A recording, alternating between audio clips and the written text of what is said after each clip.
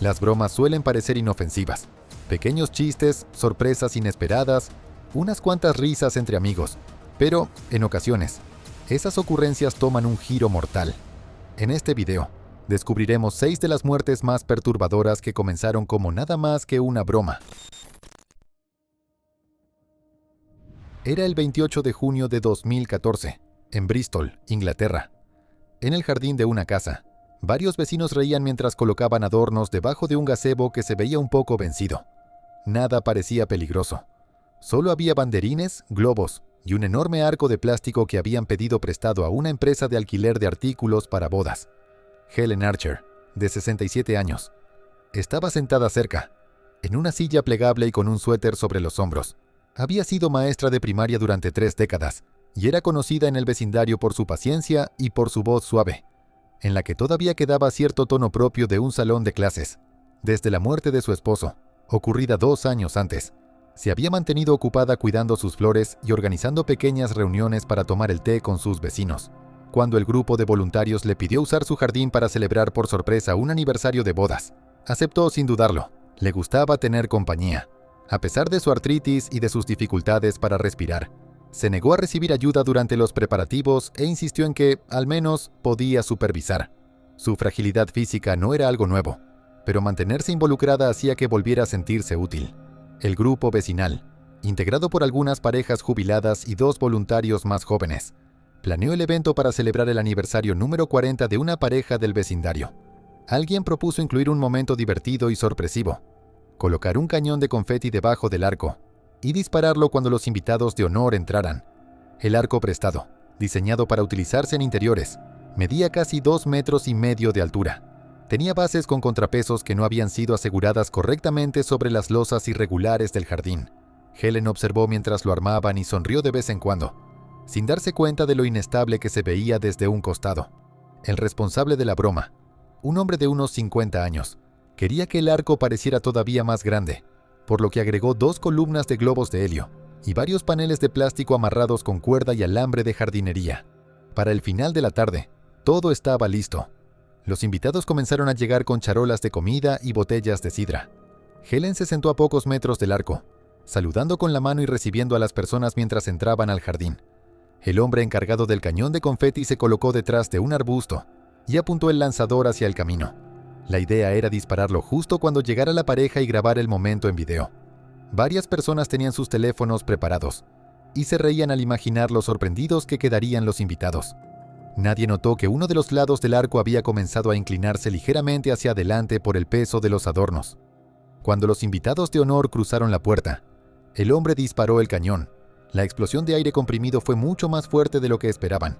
Se escuchó un estallido metálico y agudo, seguido de una brillante nube de papel triturado y globos de helio que salieron disparados hacia arriba. Varias personas gritaron por el susto, pero rápidamente comenzaron a reír. Entonces, la pata izquierda del arco se sacudió. Más tarde, los testigos describieron un movimiento lento y tambaleante, antes de que toda la estructura comenzara a inclinarse hacia adelante. Helen intentó levantarse, pero su silla quedó atorada entre las losas del piso. El arco se desplomó de golpe. El marco de aluminio golpeó a Helen en el pecho y en uno de los hombros. De inmediato, todo se convirtió en un caos. Las personas gritaban, las sillas chocaban entre sí y la cámara que estaba grabando se sacudió violentamente antes de apuntar hacia el suelo. Varios vecinos corrieron para levantar la estructura, pero la maraña de tubos y globos hacía que resultara muy difícil moverla. Las manos de Helen se movieron durante unos segundos y después quedaron inmóviles. Un vecino llamó al 999. Mientras otra persona intentaba liberar suficiente espacio alrededor de Helen para que pudiera respirar. Cuando llegaron los paramédicos, tuvieron que cortar partes del arco para sacarla y comenzaron las maniobras de reanimación. Helen fue trasladada al Hospital Southmead, donde los médicos atendieron múltiples fracturas en las costillas, hemorragias internas y un paro cardíaco. Sin embargo, fue declarada muerta al día siguiente. La investigación forense determinó posteriormente que el arco no había sido anclado y que estaba sobrecargado de adornos. Las grabaciones de las cámaras de seguridad de un centro comunitario cercano y los videos de varios teléfonos confirmaron que no se habían utilizado pesos estabilizadores ni amarres de seguridad. La descarga del cañón de confeti probablemente fue lo que desencadenó el colapso. Durante las semanas siguientes, la comunidad quedó dividida. Algunos responsabilizaron al hombre que había disparado el cañón. Otros culparon a la falta de supervisión durante la organización del evento. La nieta de Helen realizó un pequeño homenaje en el mismo jardín y plantó flores debajo del lugar donde había estado colocado el arco. El ayuntamiento distribuyó un breve boletín de seguridad para recordarles a los residentes que incluso las reuniones privadas debían cumplir con las normas de seguridad para eventos. El grupo vecinal que había organizado la fiesta se disolvió silenciosamente. Sus integrantes estaban demasiado avergonzados como para volver a reunirse. Era el 22 de marzo de 2018, en un concurrido conjunto habitacional de Lagos, Nigeria. Aquel día, una serie de llamadas de broma irresponsables ya habían sido canalizadas a través de la línea local de emergencias, saturando a los operadores y retrasando los tiempos de respuesta. Nadie imaginó que una de esas llamadas terminaría costando indirectamente una vida en el mismo conjunto habitacional donde se había sembrado el caos. Amaka S., de 34 años, era una costurera experimentada que dirigía un pequeño negocio de confección desde su casa. Vivía con sus 3 hijos y con una tía de edad avanzada que tenía problemas de movilidad y dificultades para tragar. Amaka era meticulosa tanto en su trabajo como en el cuidado de su hogar, y protegía profundamente a su familia. De vez en cuando hacía bromas con sus amigos y vecinos, pero tenía la costumbre de subestimar los riesgos menores. Con frecuencia creía que su sola presencia sería suficiente para controlar cualquier peligro repentino dentro de su casa. Sus días eran largos. Alternaba entre la costura, el trabajo en el jardín, los mandados y el cuidado de su familia. También grababa ocasionalmente pequeños videos instructivos para redes locales de costureros, con la esperanza de obtener un modesto patrocinio de algún proveedor regional de telas. Su vivienda era estrecha y caótica. Tenía pasillos angostos, muebles apilados y pocas salidas. Los servicios de emergencia siempre habían sido lentos en esa zona de Lagos, pero Amaka confiaba en conocer las rutas más rápidas hacia la calle y mantenía cerca algunos suministros básicos de primeros auxilios. En ocasiones, ignoraba medidas de seguridad menores, como asegurarse de que hubiera otro adulto presente al cocinar o al levantar objetos pesados, porque asumía que podría encargarse sola de cualquier emergencia. La combinación de su naturaleza proactiva y su exceso de confianza en su propia capacidad para mantenerse alerta la hacía vulnerable en situaciones que requerían ayuda externa. Aquella tarde, la tía de Amaka comenzó a ahogarse con un pequeño pedazo de comida. Amaka reaccionó de inmediato y comenzó a darle golpes en la espalda mientras gritaba pidiendo ayuda. Uno de los vecinos intentó comunicarse tanto al 767 como al 112. Una de las líneas sonó sin que nadie respondiera, y la otra devolvió un mensaje de error de red. Amaka continuó intentando despejar las vías respiratorias de su tía mientras movía muebles para crear suficiente espacio y poder intervenir. Cerca de ahí, un repartidor que realizaba una entrega se dio cuenta del alboroto. Corrió hasta el cruce de la calle para tratar de detener alguna patrulla o vehículo policial que pasara, pero todas las unidades estaban ocupadas respondiendo llamadas de broma o falsas alarmas menores. El repartidor observó los movimientos desesperados de Amaka. Tenía el rostro pálido y tenso, y golpeaba repetidamente la espalda de su tía mientras los vecinos tocaban puertas y gritaban pidiendo ayuda inmediata. El caos y la impotencia eran evidentes. El tiempo parecía avanzar lentamente, pero ningún profesional llegaba para ayudarlos. Cuando finalmente apareció una ambulancia, casi 30 minutos después, la tía ya había perdido el conocimiento. Los paramédicos realizaron maniobras de reanimación, incluyendo reanimación cardiopulmonar y oxigenoterapia, pero el prolongado retraso había provocado una hipoxia irreversible. Posteriormente, los investigadores revisaron los registros de los operadores y encontraron decenas de llamadas de broma realizadas durante las 48 horas anteriores. Muchas de ellas provenían del mismo grupo de jóvenes. Los investigadores rastrearon varias de aquellas llamadas hasta un grupo de estudiantes de secundaria que utilizaba tarjetas SIM compartidas en un centro juvenil de la zona. El efecto acumulado de las llamadas había alterado las prioridades de los servicios de emergencia y contribuyó directamente al retraso fatal. El incidente dejó profundamente afectados a los vecinos. Las reuniones comunitarias rápidamente se llenaron de enojo y reflexión, mientras las personas reconocían cómo una broma aparentemente inofensiva había terminado convirtiéndose en una tragedia. El centro juvenil al que pertenecían varios de los responsables implementó talleres obligatorios de primeros auxilios y seguridad pública para quienes habían realizado las bromas, con el objetivo de que entendieran las consecuencias reales de sus acciones. Las autoridades de telecomunicaciones también impusieron controles más estrictos para filtrar las llamadas y sanciones más severas para quienes realizaran llamadas de broma de manera reiterada. Era el 14 de octubre de 2016, en Queens, Nueva York, en el edificio de departamentos ubicado sobre la avenida 37. La mayoría de los inquilinos comenzaba a prepararse para dormir.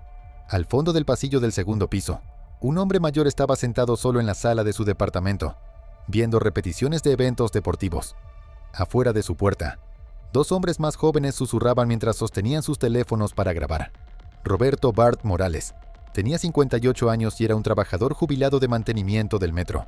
Había pasado 30 años trabajando bajo las luces fluorescentes de los túneles, hasta que se jubiló anticipadamente después de sufrir un infarto leve. Vivía tranquilamente, cobraba su pensión y pasaba algunas noches en el bar local, viendo partidos con varios de sus antiguos compañeros de trabajo. Tenía un corazón débil y algunas dificultades para respirar, pero los médicos le habían dicho que, con sus medicamentos y una vida con menos estrés, podría vivir cómodamente durante muchos años. Mantenía su pequeño departamento en perfecto orden. El cenicero siempre estaba limpio. El control remoto permanecía sobre la mesa y sus pantuflas estaban perfectamente alineadas junto al sofá. Los dos hombres que se hacían llamar sus amigos eran aproximadamente 10 años menores que él y formaban parte de un nuevo grupo que frecuentaba el bar. Ya habían grabado pequeñas bromas anteriormente. Premios falsos de lotería, sustos sorpresa y otras tonterías menores pensadas para conseguir risas en internet. Bart los toleraba y, en algunas ocasiones, también se reía con ellos. La idea del falso allanamiento surgió durante una discusión nocturna sobre quién podría soportar mejor que entraran a robar a su casa. Alguien bromeó diciendo que Bart probablemente caería muerto del susto. El comentario se convirtió en un reto. Decidieron entrar a escondidas al pasillo de su departamento y simular un robo mientras grababan su reacción. Era una idea cruel, pero se convencieron de que solo serían algunos ruidos, unas cuantas risas y después una disculpa. A las 10:40 de la noche los dos hombres estaban afuera del departamento de Bart. Llevaban las capuchas puestas y estaban parcialmente ebrios. Uno tenía una máscara y el otro sostenía una palanca. Susurraban y se reían mientras probaban qué tan fuerte podían golpear la pared sin que nadie más se diera cuenta.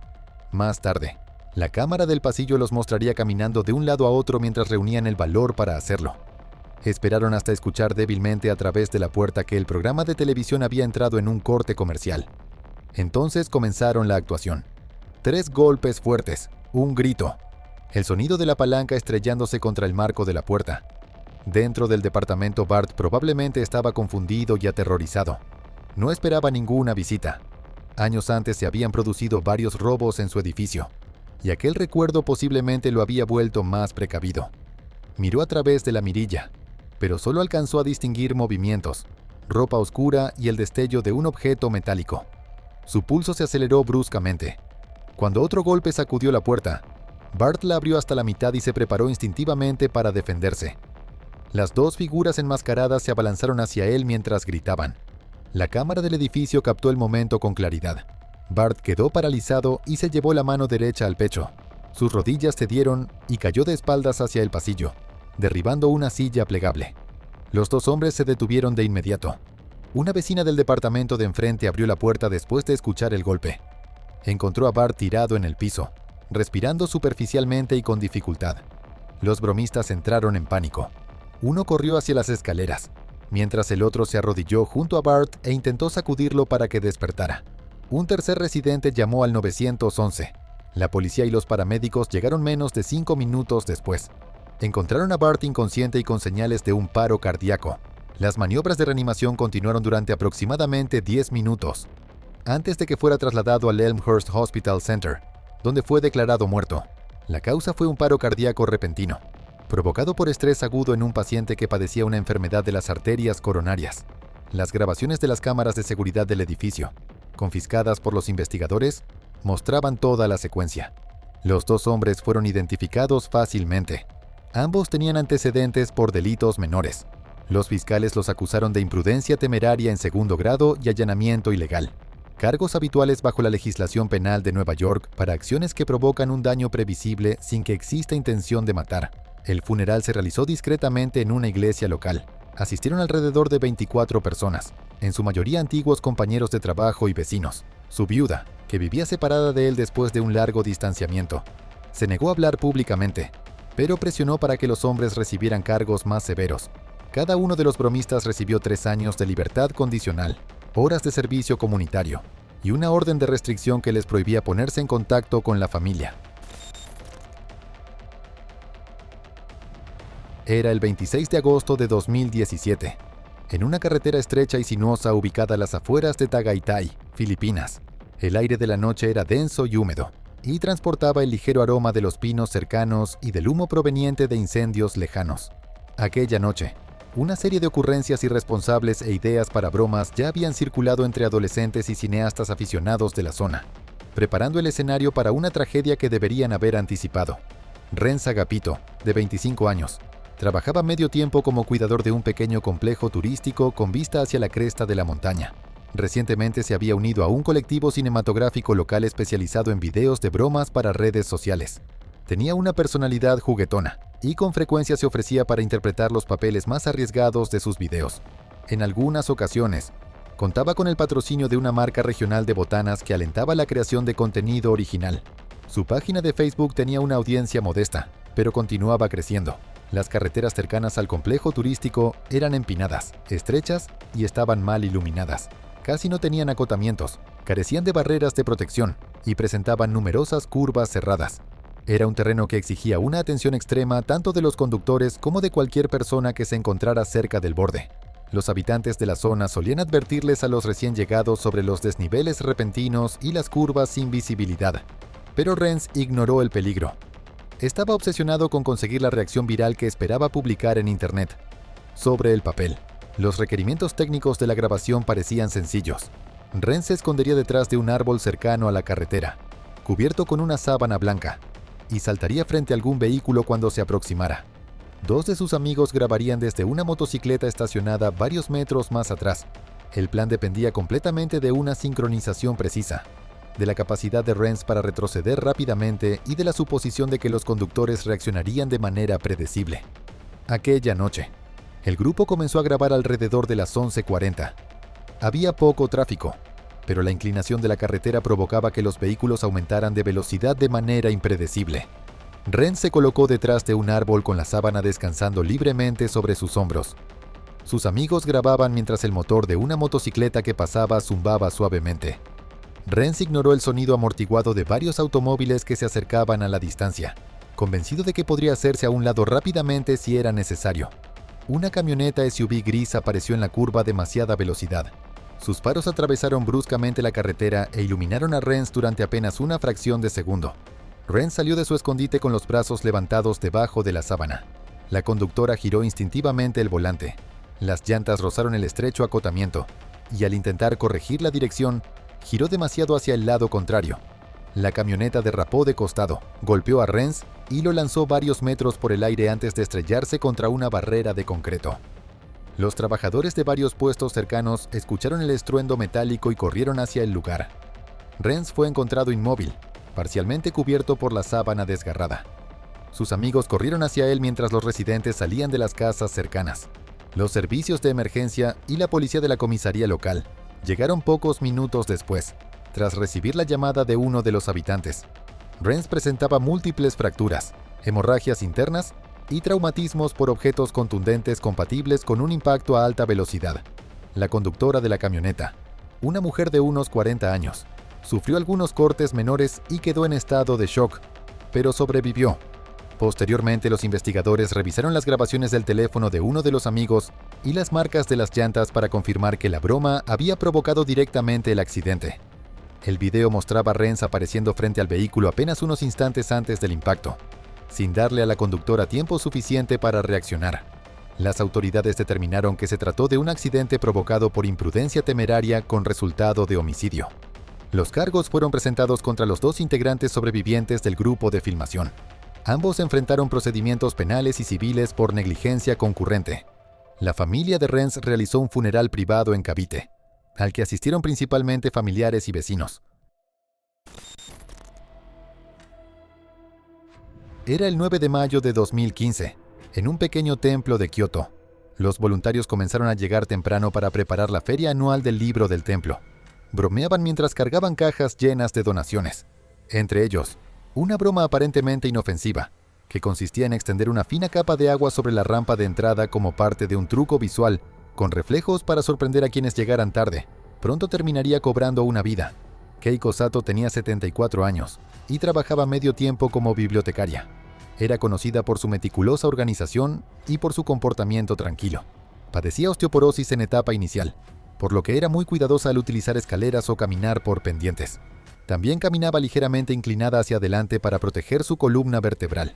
Había pasado décadas catalogando libros sobre la historia local y trabajando como voluntaria en eventos comunitarios. Lo hacía impulsada por un profundo sentido de la responsabilidad, no por un deseo de vivir aventuras. Disfrutaba trabajar en su jardín y dar largas caminatas, pero era consciente de sus limitaciones físicas. A pesar de ser prudente, Keiko tenía la costumbre de asumir pequeños riesgos para conservar su independencia. Por ejemplo, cargaba cajas pesadas o intentaba alcanzar los estantes más altos, confiando más en su experiencia que en las medidas de precaución. Keiko no tenía patrocinadores ni presiones externas, pero se exigía a sí misma ser una persona confiable. Cada año llegaba temprano para ayudar a preparar la feria del libro. Cargaba cajas de libros donados y organizaba las mesas. El templo era conocido por sus rampas irregulares, sus pequeños escalones y sus superficies de piedra, que quedaban mojadas después de la lluvia. Keiko conocía perfectamente todos esos peligros. Los responsables de la broma eran 2 voluntarios más jóvenes de una universidad cercana. Ambos mostraron una despreocupación absoluta por el riesgo. Su intención era utilizar la capa de agua como un truco visual divertido, no como una superficie que pudiera provocar una caída. Supusieron que todos verían el agua y la evitarían, pero no consideraron la posibilidad de que Keiko llegara sola mientras cargaba una caja. La tarea de aquel día parecía sencilla: transportar las donaciones por una rampa de entrada con una pendiente ligera y colocarlas cerca de la mesa de registro. Sin embargo, la broma convirtió esa tarea en algo extremadamente peligroso. Las cámaras de seguridad del templo mostraron posteriormente a Keiko acercándose a la rampa. Estaba concentrada en mantener el equilibrio de su carga y no se dio cuenta de la superficie resbalosa. Los voluntarios que le habían colocado el agua estaban distraídos, conversando cerca de una esquina. No habían colocado ningún letrero de advertencia. Además, la fina capa de agua se confundía con el brillo natural de la piedra. La inclinación de la rampa era moderada, pero, combinada con la movilidad limitada de Keiko, creó un peligro mucho mayor de lo que cualquiera de los bromistas había imaginado. Keiko puso un pie sobre la rampa. Tenía las manos llenas de libros y avanzaba colocando cuidadosamente cada pie. Cuando cambió el peso de su cuerpo para ajustar la caja, la capa de agua redujo inmediatamente la fricción. Su pie derecho se deslizó hacia adelante, mientras el izquierdo intentó compensar el movimiento. Esto provocó que su cuerpo se inclinara repentinamente hacia atrás de manera inestable. La caja cayó contra su pecho y aumentó la fuerza del movimiento. Las cámaras de seguridad del templo captaron con claridad toda la secuencia. Una pausa, un movimiento sutil y, finalmente, el cuerpo de Keiko desplomándose de espaldas sobre la superficie de piedra. El impacto fue inmediato. La cabeza de Keiko golpeó el borde de concreto de un escalón bajo con un fuerte sonido. La caja esparció los libros por toda la rampa. La capa de agua reflejaba la luz del sol, iluminando aquella escena repentina y paralizada por el caos. Los voluntarios quedaron inmóviles durante algunos segundos. Después, algunos corrieron para llamar a los servicios de emergencia, mientras otros comenzaron a proporcionarle primeros auxilios. Los paramédicos llegaron rápidamente y detectaron múltiples fracturas y una hemorragia intracraneal aguda. Keiko fue trasladada a un hospital cercano, donde murió 2 días después debido a complicaciones relacionadas con la fragilidad de sus huesos y con los medicamentos anticoagulantes que tomaba. Los responsables de la broma estaban inconsolables. Se disculparon públicamente y cooperaron con las autoridades del templo. El templo canceló el resto de la feria del libro y devolvió todas las donaciones. También se organizó una lectura conmemorativa en honor a Keiko, y los voluntarios establecieron un día comunitario de seguridad, enfocado en prevenir las caídas de personas de edad avanzada. Durante los siguientes 5 años, se implementó un sistema de turnos de voluntarios para acompañar a los visitantes mayores durante los eventos. De esta manera, su muerte dio lugar a medidas preventivas de largo plazo y a recordatorios cotidianos sobre los peligros de las bromas irresponsables. Era el 18 de agosto de 2017, en un tramo sinuoso de una carretera de circunvalación provincial en Lombardía, Italia. Los automóviles circulaban constantemente por aquella ruta, que por lo demás era tranquila. Ninguno de los conductores sabía que un grupo de adolescentes había preparado una broma irresponsable utilizando varios conos reflejantes y una señal de peligro falsa, con la esperanza de grabar las reacciones de los automovilistas asustados. Marco Rinaldi, de 46 años, había trabajado como conductor profesional de camionetas durante más de 20 años. Transportaba productos perecederos a la misma red de restaurantes ubicados a lo largo de la carretera de circunvalación, y conocía perfectamente cada curva y cada pendiente. Estaba casado y tenía 2 hijos. Se sentía orgulloso de su trabajo. Rara vez conducía por encima del límite de velocidad y siempre revisaba la carga y los sistemas de su vehículo antes de salir. Marco conducía una camioneta refrigerada equipada con sistemas de seguridad convencionales, frenos antibloqueo, una cabina reforzada y una cámara instalada en el tablero. El compartimiento de carga contenía alimentos sensibles a la temperatura. Frenar o girar bruscamente podía dañar los productos. No tenía presiones relacionadas con patrocinadores, pero sí debía cumplir con las expectativas de sus clientes y con horarios muy ajustados. Llegar tarde podía significar perder contratos o recibir quejas. A pesar de esas presiones, rara vez tomaba atajos. Sin embargo, en ocasiones excedía ligeramente los límites de velocidad para llegar a tiempo, convencido de que su familiaridad con la carretera compensaba el riesgo. Aquella tarde, se encontraba realizando su ruta habitual de entregas y completaba las últimas paradas antes del fin de semana. La visibilidad era limitada en la curva donde los adolescentes habían preparado la broma. Los conos reflejantes captaron la luz de sus faros en la esquina de su campo de visión. El repentino bloqueo en la carretera hizo que frenara y girara instintivamente el volante. Marco no tenía manera de saber que todo había sido preparado como una broma. Tampoco había señales reales que advirtieran sobre la obstrucción. Durante los segundos previos al accidente, giró el volante para evitar los conos mientras intentaba mantener el control de la pesada camioneta. El obstáculo artificial había transformado una carretera conocida y manejable en una trampa impredecible. La cámara del tablero de una camioneta pick-up que circulaba delante registró la primera reacción. El conductor de la pick-up frenó repentinamente al ver los conos. Las llantas rechinaron sobre el asfalto. Marco giró el volante para evitar chocar por detrás contra la pick-up y maniobró hacia el acotamiento. Sin embargo, un camión de carga apareció por el carril contrario mientras tomaba la curva a gran velocidad. La maniobra evasiva dejó la camioneta de Marco atravesada de costado justo en la trayectoria del camión. Toda la secuencia ocurrió en menos de 5 segundos. Cada conductor reaccionó al movimiento del anterior, aumentando la confusión de los vehículos que circulaban detrás. Posteriormente, los testigos describieron el impacto. El camión golpeó la camioneta de Marco por el lado del conductor y aplastó la cabina. Varios vehículos que circulaban detrás frenaron y chocaron entre sí, provocando una segunda colisión en cadena.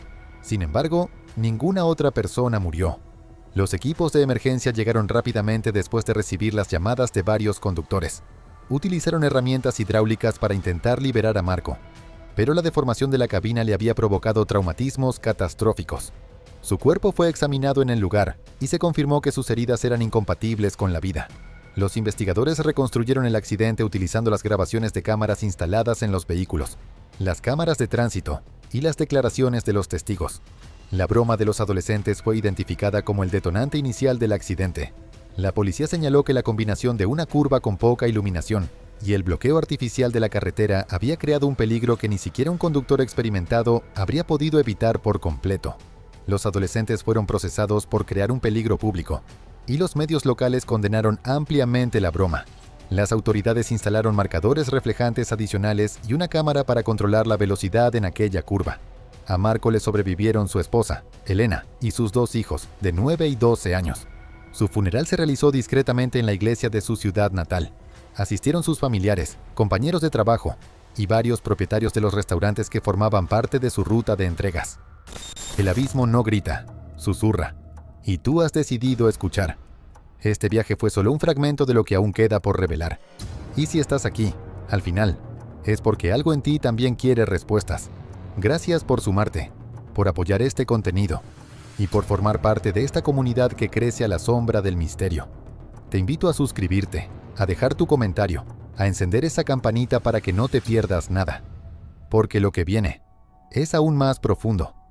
Hasta la próxima entrega, cuando la oscuridad vuelva a hablar y tú decidas, una vez más, escuchar la voz del abismo.